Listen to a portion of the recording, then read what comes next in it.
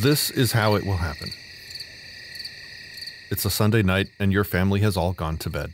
You let the dogs back in and lock the deadbolt like you do every night.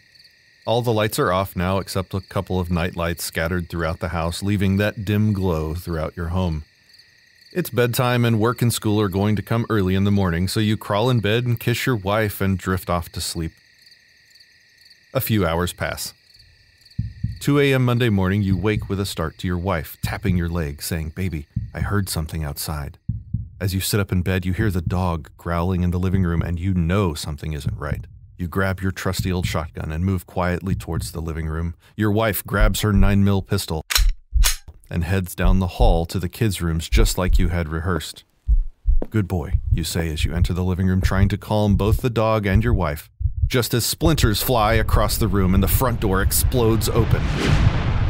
Oh shit! As you shoulder your weapon and send a load of double-aught buck across your living room and see the perpetrator fall in a heap. Before the "thank God" can even run across your brain, you see a second man coming in the door and you fire again. This time you hear the pop of your wife's 9mm as she has joined in the fight. Just then, you are consumed by a wall of bullets as you see multiple muzzle flashes from just outside the door. Something isn't right. You turn to yell at your wife, "Get down!" just in time to see her take a load of buckshot to the face, and her brain matter splatter the wall behind her. You feel the burning as 5.56 bullets riddle your body. One clips your spine as you're scrambling away and paralyzes your lower body. The last thing you see before you bleed out is a SWAT guy from your local PD holding your teenage daughter on the floor with a knee in her back as she screams and cries because she just watched her parents being murdered. Why did this happen? You're no criminal. You're a law-abiding, honest family man. Why did this happen? 2 days ago, you and your wife went down to welcome the new neighbors to the community. Your wife made them some of her world-famous cookies, and you invited them to a local community barbecue on Sunday. Later that afternoon, you got a friend request on Facebook from your new neighbor, which you gladly accepted. They seemed a little odd, but in the few minutes you talked, they were pleasant enough. The next day, while your family was enjoying the barbecue, your new neighbor scrolled through your Facebook profile. He saw that post criticizing his favorite candidate and got infuriated. See, he's been trained by his friends and his news sources and his politicians to think of you as the enemy. The next thing he sees are the hunting pictures you took last fall when your daughter bagged her first buck.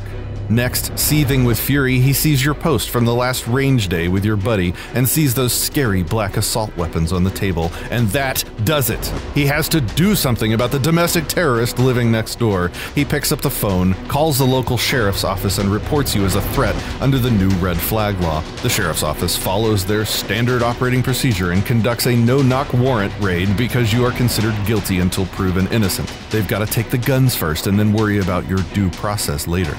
Now you and your wife have been killed for nothing. Those 2 deputies died for enforcing that evil law. Your daughter will have absolute hell for the rest of her life. She will wilt away her existence in solitude because of the mental tragedy caused from seeing her parents murdered.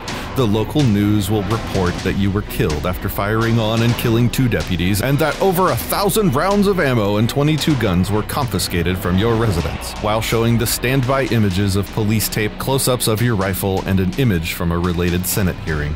Those 2 deputies left behind families as well. They were told you threatened your neighbor out in the street waving an AR-15 around. They were just following orders. They weren't allowed time to investigate things under due process. They chose their careers over making sure what they were doing was right. And your family paid the price along with them.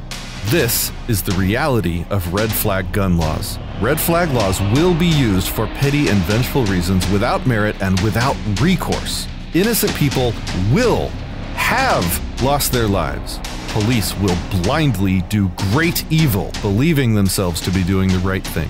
Remember, every gun law is a threat against peaceful people. Every gun law is enforced by men with guns and lethal training. Every gun law presumes that you are guilty and demands that you prove your innocence. Every gun law is a death threat cloaked in official-sounding script forced on you by official-looking ceremonies. That is the way it will happen. It has happened this way already.